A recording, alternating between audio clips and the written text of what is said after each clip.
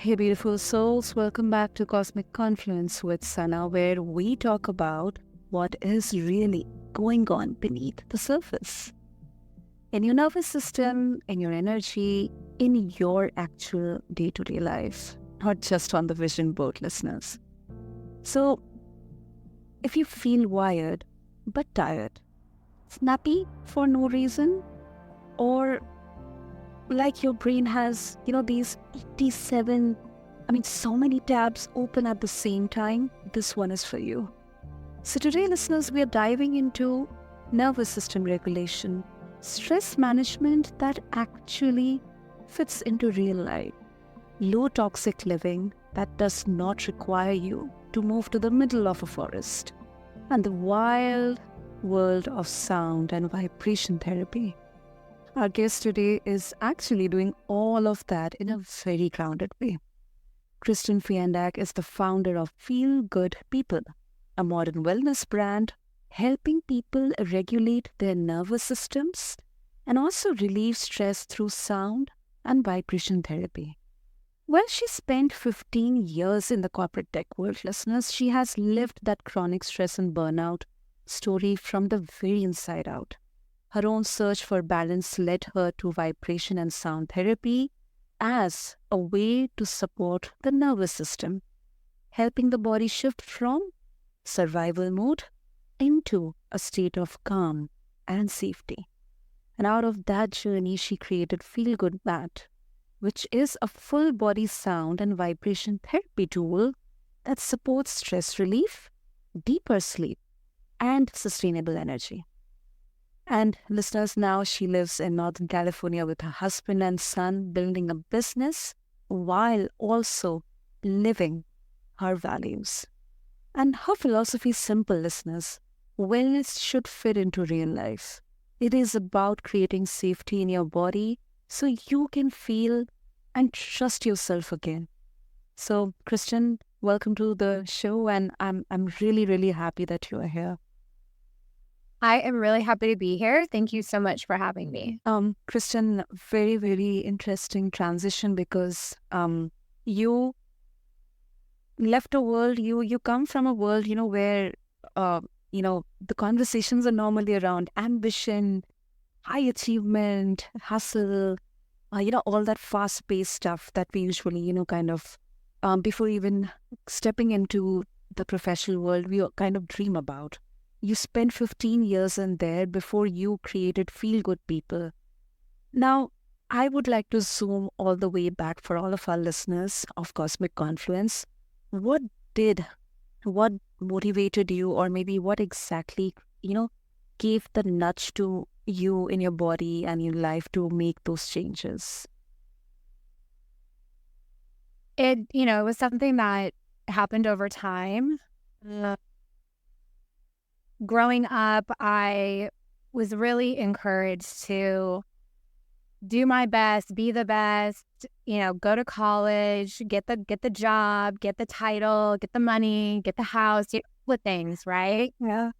And I think that's, our parents, they are always, wanting the best for us in most cases. So I think it always comes from a good place, but it instilled within me this, really endless hunger for more all the time.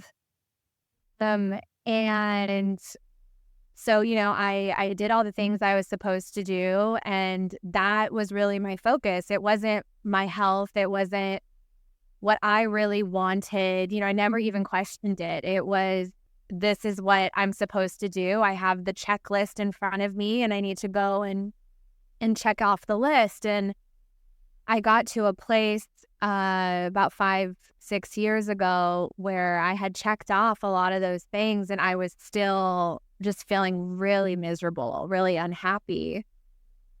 And, I slowly started to question, what am I eating? What am I drinking? Who am I spending time with?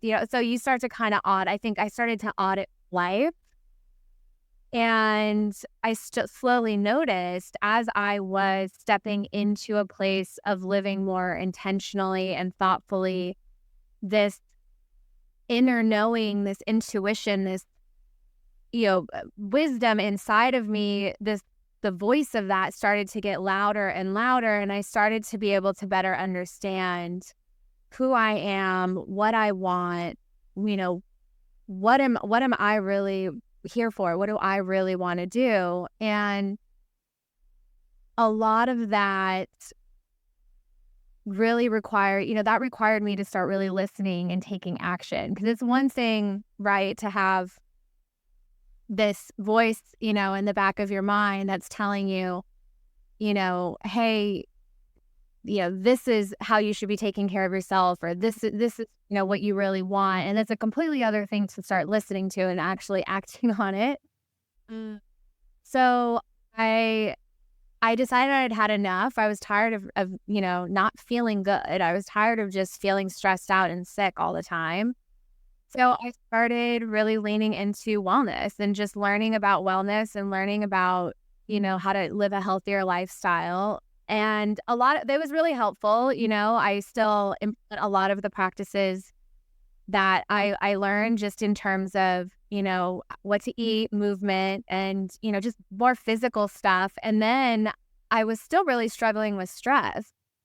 And I was really addicted to work. Or dopamine, really. I think we have a real dopamine addiction challenge today. A lot of that has to do with, our digital connection, into what is it's just modern life. Like, it's hard to have a job and not be on a phone or on a computer all day long. So there was a real strong addiction to that. And that's when I started to look at, all right, what do I need to do to get more comfortable with being present? And that required me looking at different modalities. And I tried a lot of things, but what I got really, really into was sound and vibration. And it started with sound. I got into binaural beats, and I, would just listening to classical music, if I was feeling stressed out, would just instantly have this soothing effect on me. And then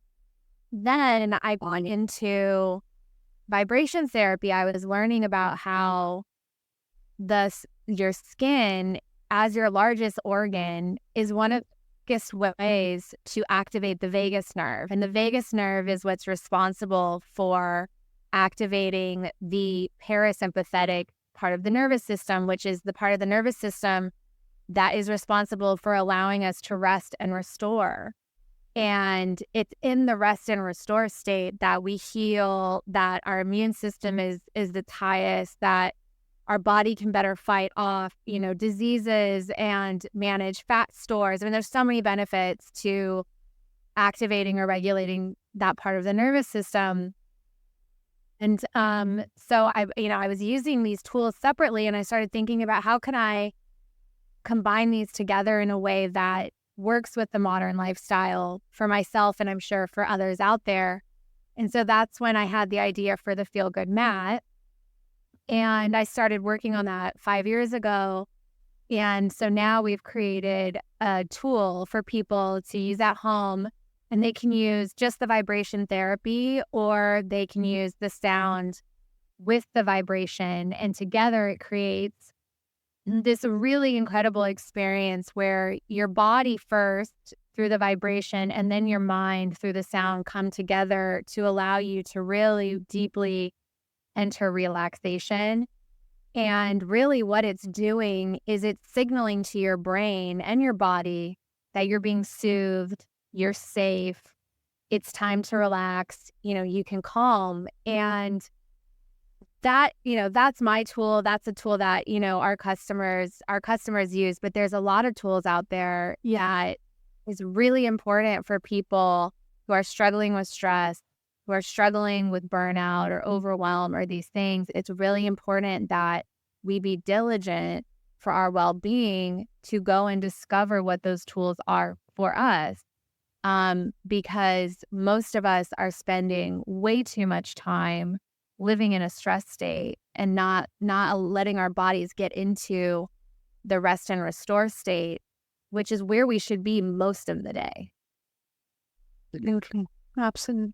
You touched so many important, not only the gap or the necessity here, and kind of, the gray areas when it comes to wellness, but also from your own journey, which I could personally very much connect with, because we definitely, get that dopamine rush, when, okay, I'm working, I'm getting the results, okay, I'm getting appreciated, okay, I am just one step closer to my life goals, okay, this is my checklist, super, everything is going on. But then suddenly there is this, like a 180-degree turn in way that you feel yourself. You do not feel like yourself. You feel like you have lost that spark. You start to kind of judge yourself or question yourself that, is it because you are not talented, or is it because maybe something else is wrong? And I think that itself is so much difficult to kind of navigate. And I think not just the tools, but um, conversations should be around how we can actually realize or identify that, before even getting into that stage of burnout or self-doubt, how we can actually navigate through it, or kind of, prevent or mitigate the effects there. Because the trickiest part of, when it comes to burnout is that you do not realize that you are in burnout phase.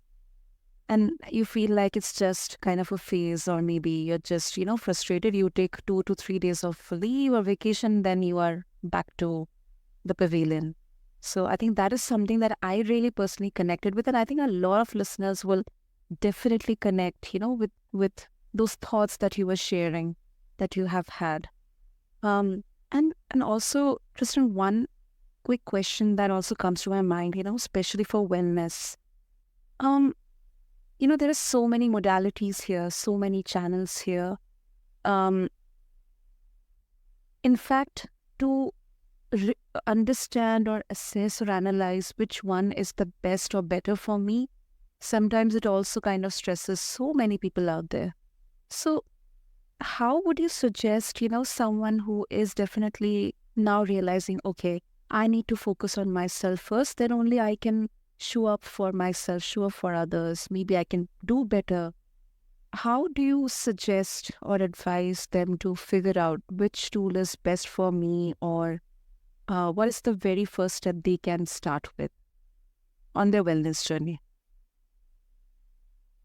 I think a great practice for somebody who's just starting to dig in, or even if you have found that the tools or the things that you were using or practices maybe aren't as effective anymore, is to have a piece of paper with you for like a week.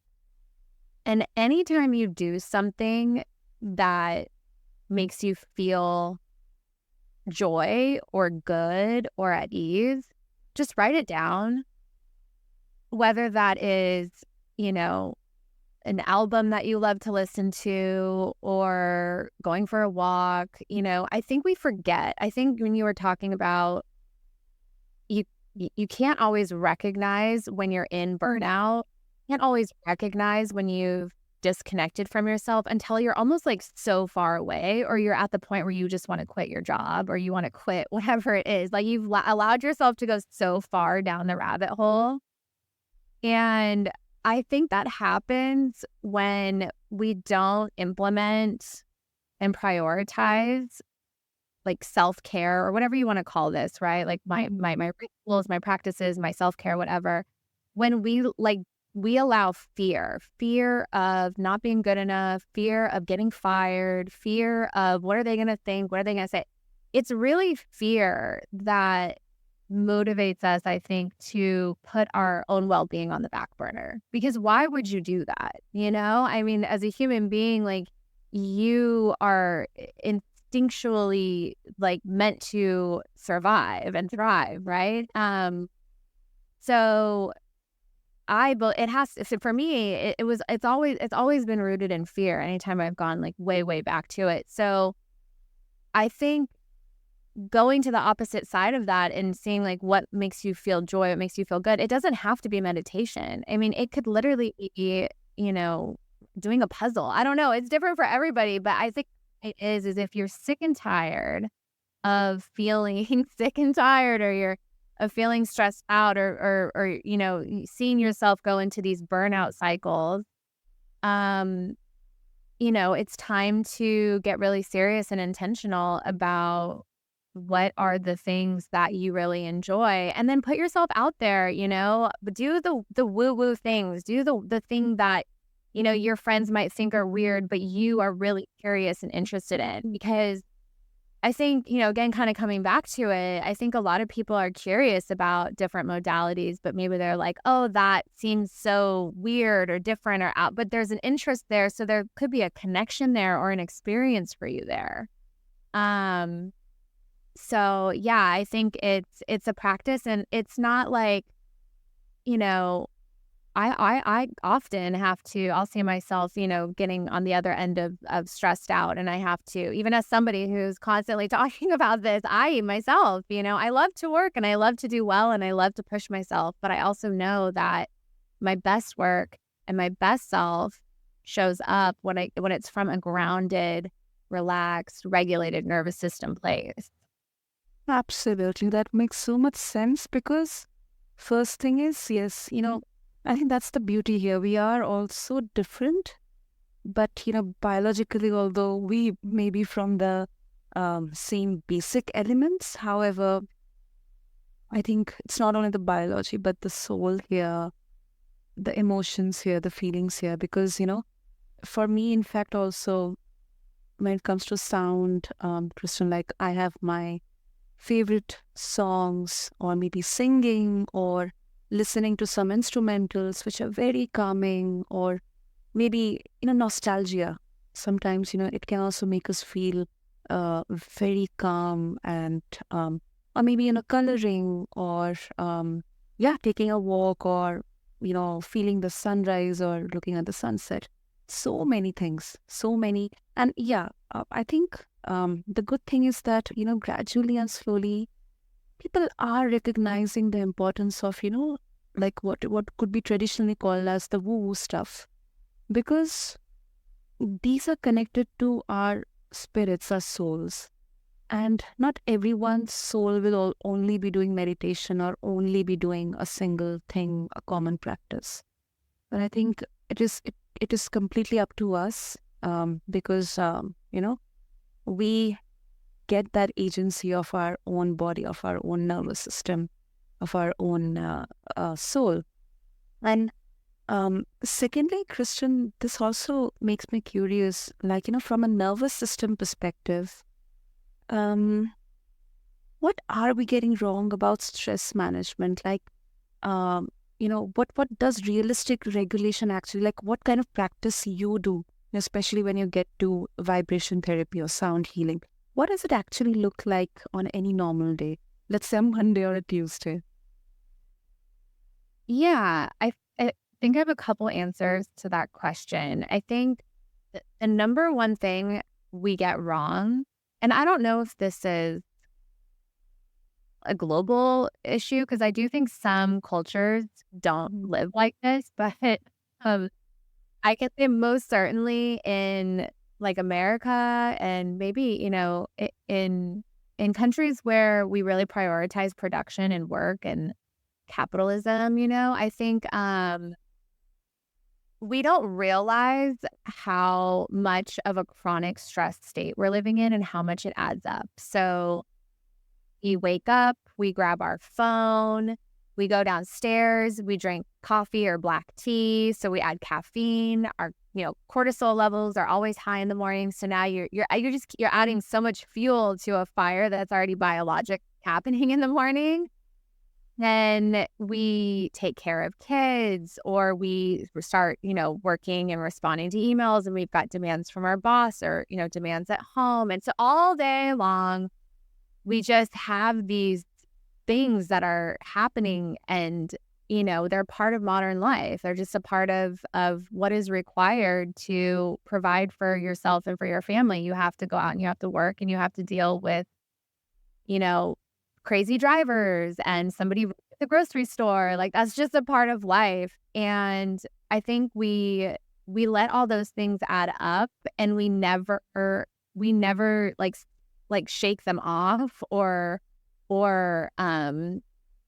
kind of wash them off, right? And so on a good day, I start by, I don't even touch my phone. So my phone, I think the phone is one of the most triggering things on this call alone, and like phone calls, and that like that call, so, and they're, are not even like important phone calls. They're just a bunch of calls. So anyways, so the phone, I think, is number one for me. I don't touch it from 7 p.m. to 7 a.m. I give myself like a good 12 to 14 hours if I can of just like no, so that I can be present with my family, or my reading a book or whatever it is that I'm trying to do, or do nothing, just be. That's number one. And then,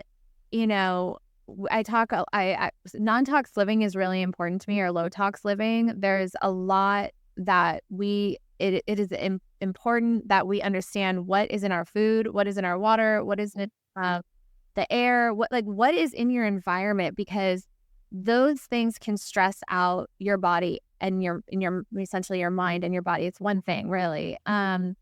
So I'm thinking about that, and I'm trying to choose things that are, as natural as possible, from, food products to cleaning products, all that, because it adds up.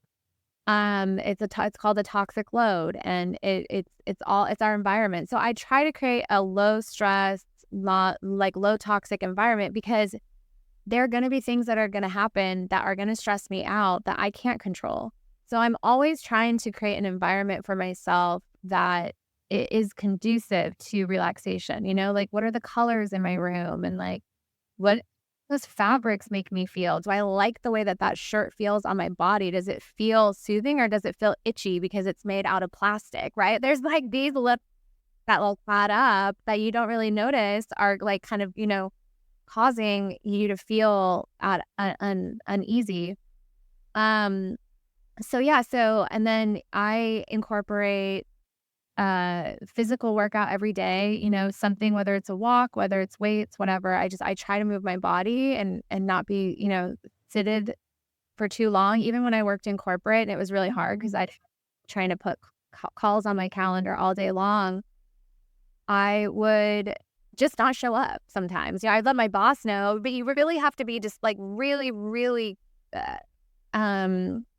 boundaries. Like, you have to implement boundaries at work and at home, and communicate about what you need, and people will respond positively. I believe more often than not. I believe if you tell your boss, hey, I'm having, I'm starting to feel burnt out, I need some time, I'm sure they're going to give it to you. I know it's not every case, but in most cases. Same thing with your partner, with your family, asking for help. And I then always do vibration therapy, sometimes with the sound, but always vibration therapy, because for me, at the end of the day, that soothing experience just tells my body and my mind that we can let it all go now. Like, you're being soothed, you're safe, it's all good. Let's just relax. And it really helps me relax into the evening, and then sleep. I sleep better. I sleep like a rock. So a lot of that is because I'm, really protecting my peace. It's such a cliche thing to say, but you really have to protect your nervous system and protect your peace. Absolutely. I was on this, I have so many thoughts. Okay, let me just, like one by one. So I was on this conversation with another guest. We were talking about, so she had done some research, and she connected with so people who are already like 100 years old, or maybe older than that, centenarians. And she had some amazing interviews with these people. And there were definitely some really common, commonalities in terms of, first thing was, of course, the food and maybe a bit about genes, but it's not the major contributing factor here. Definitely food. Another is sleep. So, and there's the simplicity in which they kind of, consider food and sleep as non-negotiables. And also another thing was, isolation. Because when we are so much with that dopamine rush, we are so knee deep into this, loop of working and working and working and kind of completely alienating ourselves, out of everything. I think we kind of tend to isolate ourselves. So devoting some time back to ourselves, our family, our loved ones, or maybe the good friends which, who we have, I think it's so much gets us back to a restored nervous system as well. And that shows up in your body, body language, in the way you talk. So yeah, I think all of these are so beautifully connected, Kristan. That's what I see here. I completely agree with you. I recently had an experience where I was really craving more female friendships and female connections because, I live with my son and my husband, so I'm male energy. My brother-in-law staying with us too, so I'm like, oh, I need more female connection, and I have, friends that I've had for years, and we talk on the phone, and that's nice, but I was really wanting that, and I had started, admitting that to myself, I think was like the first step, and I started kind of talking a little bit about it and putting it out there. I was telling my husband, I'd really like to make some more girlfriends, and I was going to, and then I signed up for a women's retreat that is 10-hour drive away from my house, so not even in my neighborhood. Yeah. But I had admitted to myself that this was a desire that I had wanted. I had spoken it out loud to my husband, or other friends and family of mine. And then I actively went out and I pursued an activity where I knew there would be women. Yes, not in my neighborhood, but I knew there would be women there. And as I was driving on this long drive by myself, I felt this incredible electric shock through my body. It was just, and the thought of female friendship was so strong in my mind and in my body and in this feeling that I, in that moment, knew that I was going there and I was going to meet women and a friendship. I was going to establish real solid friendships. I'm not kidding you. I do not live in a major city. I live in a 2,500 person town outside of Sacramento. And I get to this event, and on this first night of this event, this woman, we were camping, she walks by, and she lives in LA, which is where this event was. And she goes, well, you live in Nevada City? And I was like, yes. And she goes, oh, my friend so-and-so is here from Nevada City. And my other friend, I'm not even kidding you. I have made, in my neighborhood, I came back, we started hanging out, we go and do stuff together. I've made these friendships. And I tell this story because number one, it has made me feel so great having these new friendships. And it's something that I think I had been kind of not really wanting to invest in, but when I wanted to invest in it, I really did what I believe in manifesting, but I believe manifest comes from action.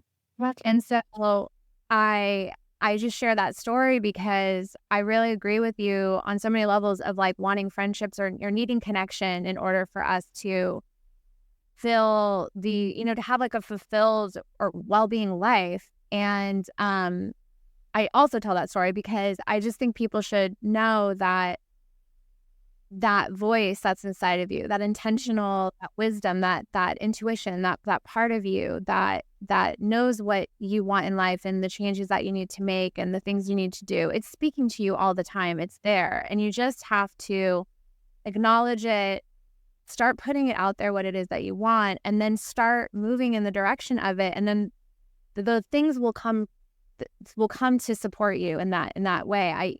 I don't know like how spiritual this podcast gets, but so sometimes I'm careful with my words about what it is, but whatever it is for you, it will start to conspire in your favor. And I really, really strongly believe that. And I really believe that it comes from like you taking care of yourself, like supporting your own well-being, and like starting to move in the direction of the life that you really, really want, the things that you want for yourself.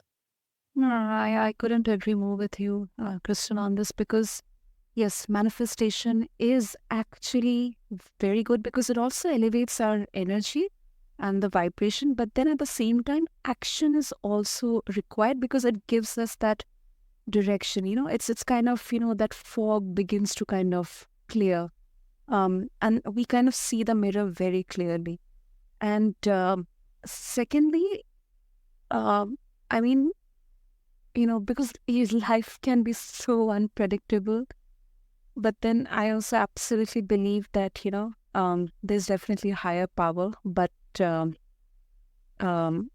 there's also power within us, which we sometimes forget that to kind of harness.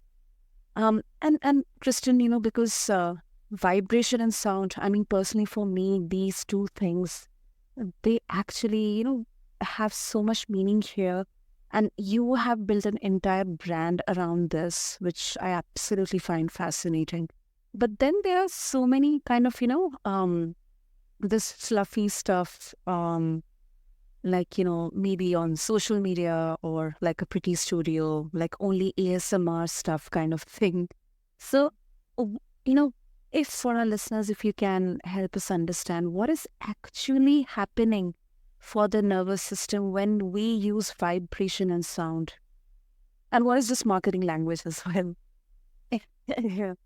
Yeah, I mean, it's the nervous system is pretty simple. It is what dictates so much of our life. It is really simple.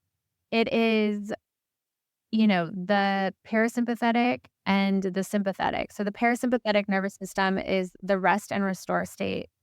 And this is the state where you feel relaxed, you feel at ease. It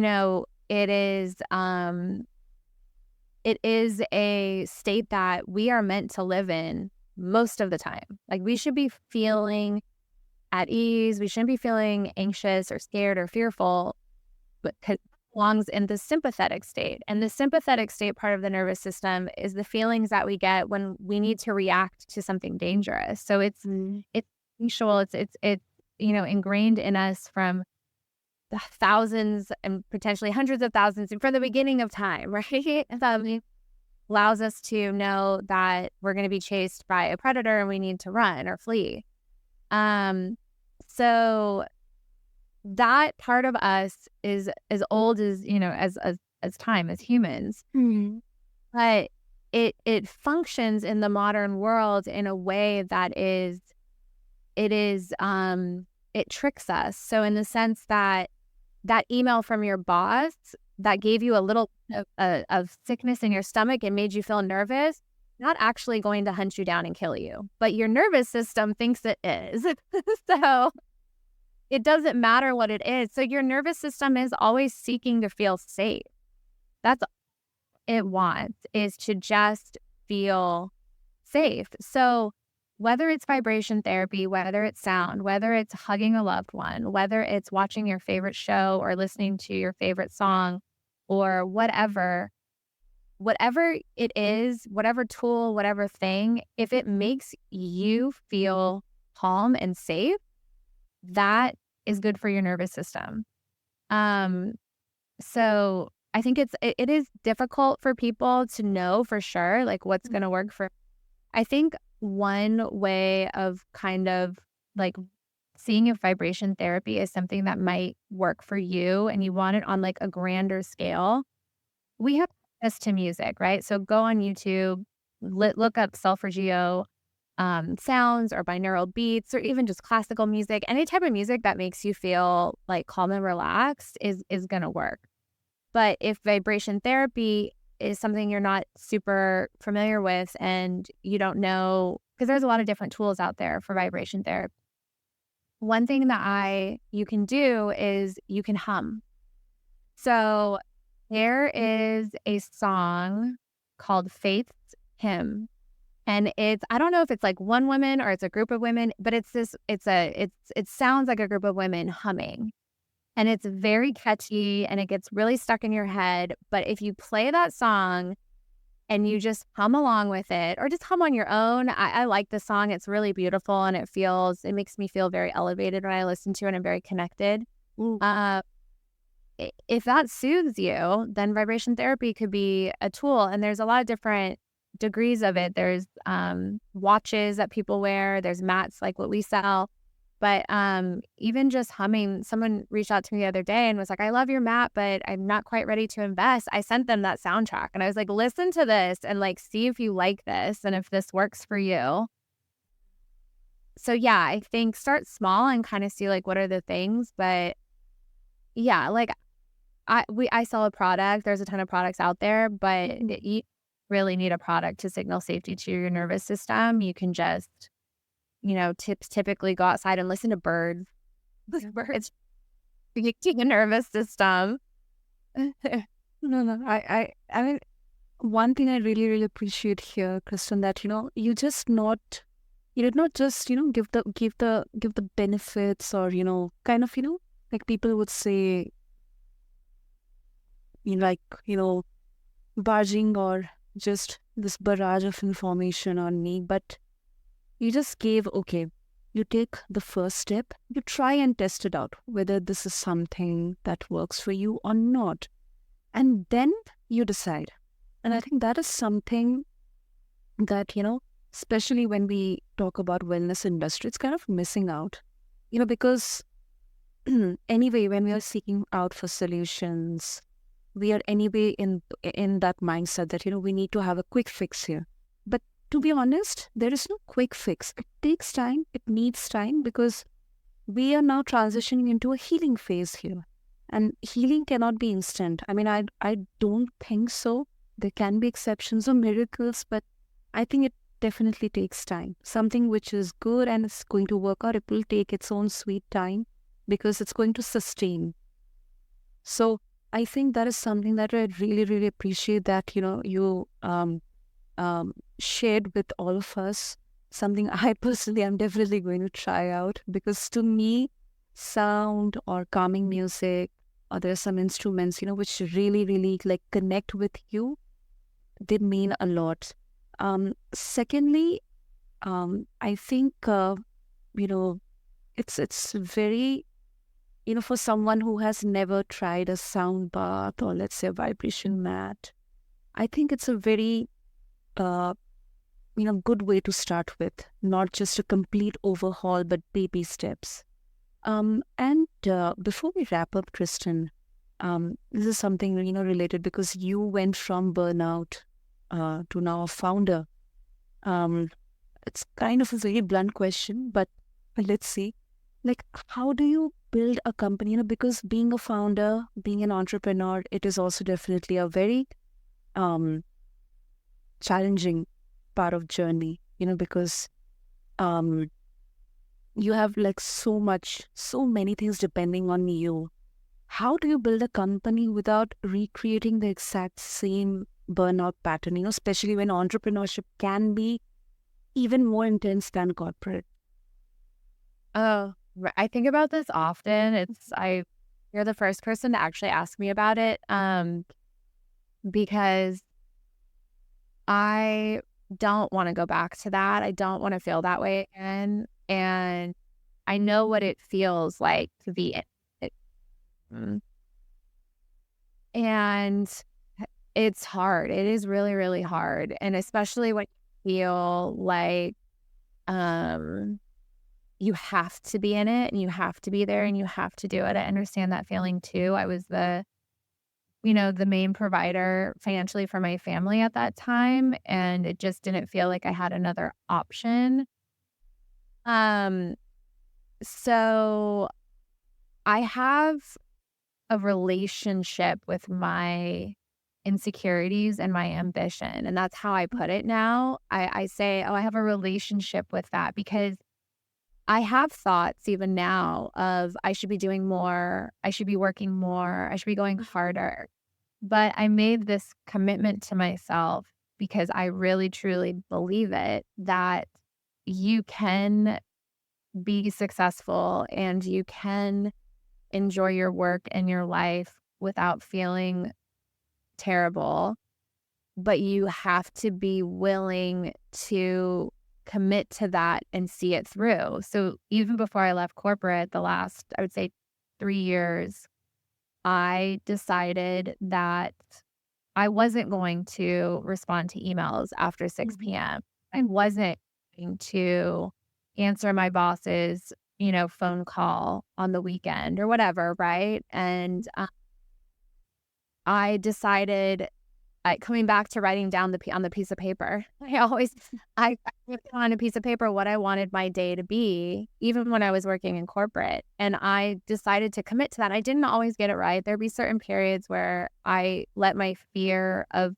being fired or, not hitting my numbers or not being good enough, I would allow that to dictate my movement throughout the day. And, so, it's a relationship. It's a practice, and you have to recognize that it's a fear. It's an irrational fear, and that honestly, I think everyone has it. Yes. I don't know a single employee that I've had or someone that I know that works that isn't afraid of getting fired. Like, it's like a real fear that people are just not being good enough, as like not good enough and not working hard. So I'm trying, and I'm focused on, my commitments to putting my phone away at a certain hour and not responding to things. I think that's the biggest one. The biggest boundary that you can have in your relationship with work is having a dedicated time where you're just like off and like not touching it. And that's really hard for people whose job is like mostly digital, right? Like emails or things like that. So if you work, in retail, it's a little bit easier because you like know your hours. So it's like yeah. So yeah, I have a relationship with it, and I'm gonna try my darndest because I know how miserable, it can be, and I don't want to go back to that. And I spend a lot of time talking to former coworkers or my customers that I have about get over that fear because or addiction, some of it's work addiction. It's like I just got to get one more thing done and then I'll feel good and then I'll feel complete. And it's like, no, you won't. Like there'll be another thing and another thing, and it's like it's endless. So yeah.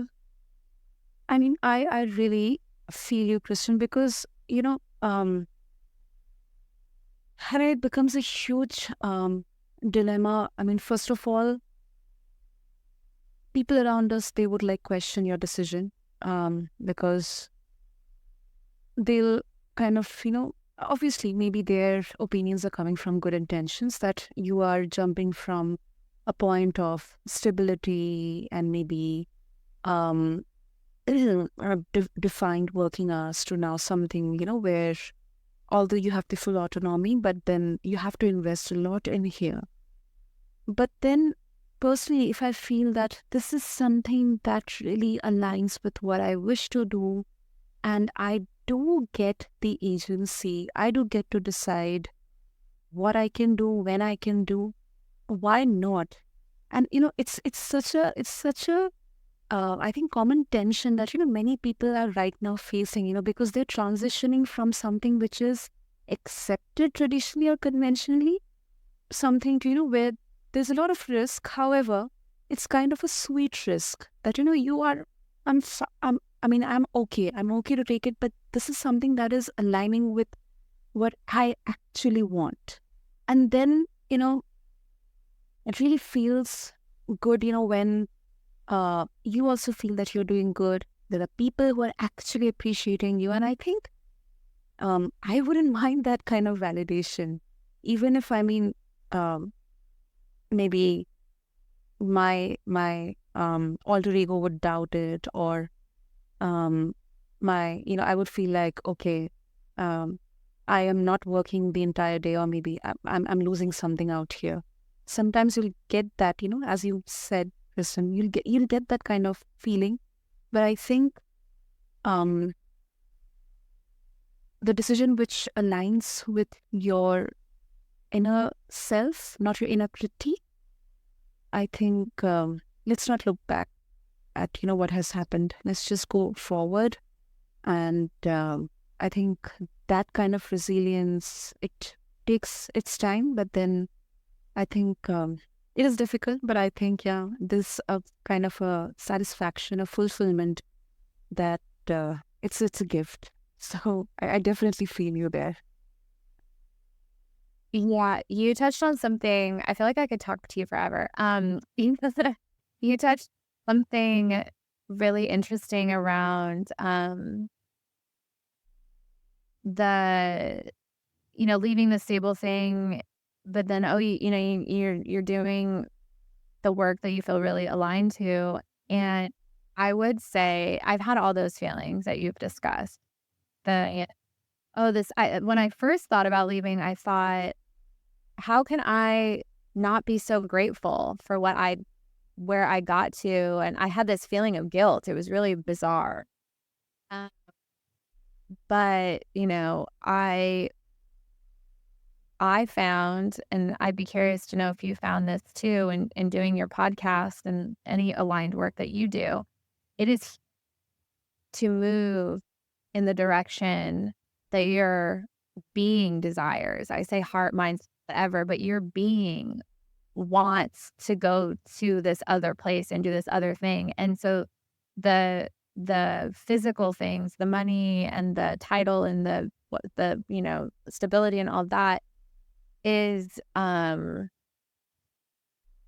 it doesn't become as important anymore to this like cry from your soul that you have on, and you're like, I'm willing to have this faith and just have this faith that life will work out for me and things will work out. And, I don't know what that means, but for me, I don't know where I'm going to land, right, with this, but I can say that I had the call, I had the voice, I had the thing, whatever it is, the spark, the thing, and I moved in the direction of it. So how could it not work out? I don't know, like that's kind of where I go with it mentally, or maybe I have to go with it mentally in order to keep on the path, because it has not been an easy path. There have been a lot of time people are like, are you sure you want to keep going?